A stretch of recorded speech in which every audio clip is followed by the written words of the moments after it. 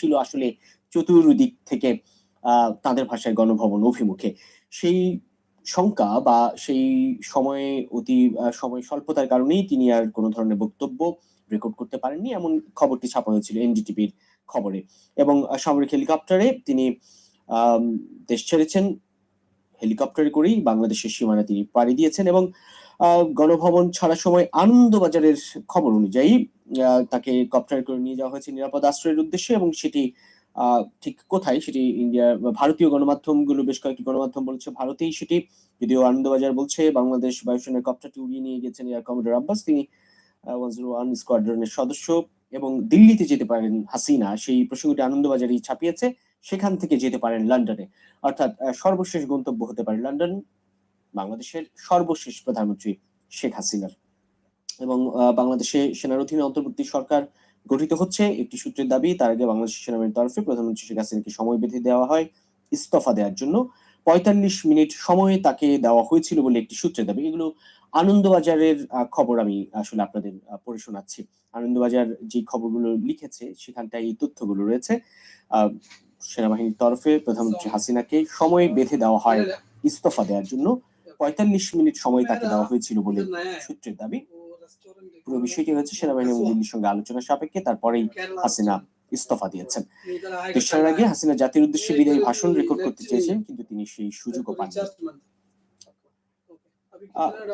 দেশি বিদেশি দেশি খবর খুবই স্বাভাবিকভাবে দেশি গণমাধ্যমের খবর শিরোনাম হবে এই প্রসঙ্গ, কিন্তু বিদেশি খবরগুলো ইন্ডিয়ার সবগুলো গণমাধ্যমে বলা চলে এখন এটি খুবই গুরুত্বপূর্ণ প্রসঙ্গ। হাসিনার পদত্যাগ, বাংলাদেশের ছাত্র নাগরিক অভ্যুত্থান, জনতার জোয়ার এবং এক ধরনের দেশত্যাগে বাধ্য হওয়া, সেই প্রসঙ্গটি যেমন গুরুত্ব নিয়ে আলোচনায়, ঠিক তেমনি আন্তর্জাতিক যে গণমাধ্যম সেই প্রত্যেকটি গণমাধ্যমে আসলে এই প্রসঙ্গ খুব গুরুত্ব নিয়ে আলোচিত হচ্ছে এবং এতক্ষণে আসলে খবরের শিরোনাম হয়েছে। এই আজকের যেই প্রেক্ষাপট সেটি আসলে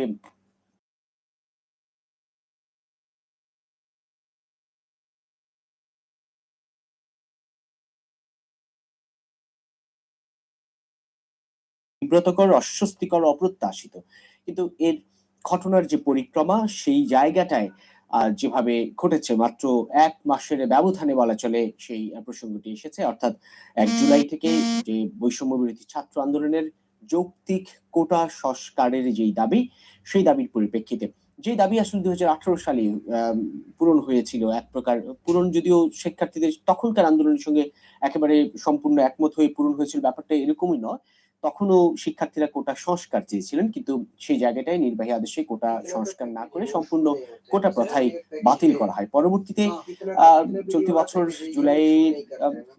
জুনেই বলা চলে আদালতে, হাইকোর্টে কিছু শিক্ষার্থীর বা মুক্তিযোদ্ধা সন্তানের আসলে এক ধরনের একটি রিট করা হয়। মুক্তিযোদ্ধার সন্তানের সেই রিটের পরিপ্রেক্ষিতে কোটা বাতিল করে আদেশ দেওয়া হয়। তারপর ফুঁসে উঠে ঢাকা বিশ্ববিদ্যালয় এবং শিক্ষার্থীরা প্রথমে ঢাকা বিশ্ববিদ্যালয় এলাকায় যে আন্দোলনের সূচনা হয়েছে, পরবর্তীতে ঢাকা বিশ্ববিদ্যালয় এলাকায় সেই আন্দোলন আর থাকেনি, কেননা ঘটনার পরিক্রমা, যেটি বারবার বলছি যে প্রতিটি দিন, প্রতিটি ঘন্টা, প্রতিটি মুহূর্তের যে গুরুত্ব, প্রতিটি মুহূর্তের যে আচরণ, প্রতিটি মুহূর্তের যে অবস্থান, প্রতিটি মুহূর্তের যে গতিবিধি, সেসব পুরো আন্দোলনটাকে একটা অন্যরকম পর্যায়ে নিয়ে গিয়েছে এবং কোনো কিছুই শেষ পর্যন্ত কারো হাতে আসলে ওইভাবে নিয়ন্ত্রিত থাকেনি, কেননা এই অর্থ নিয়ন্ত্রণ থাকেনি যে প্রতিটি মুহূর্তের বা সময়ের যে মূল্য সেটি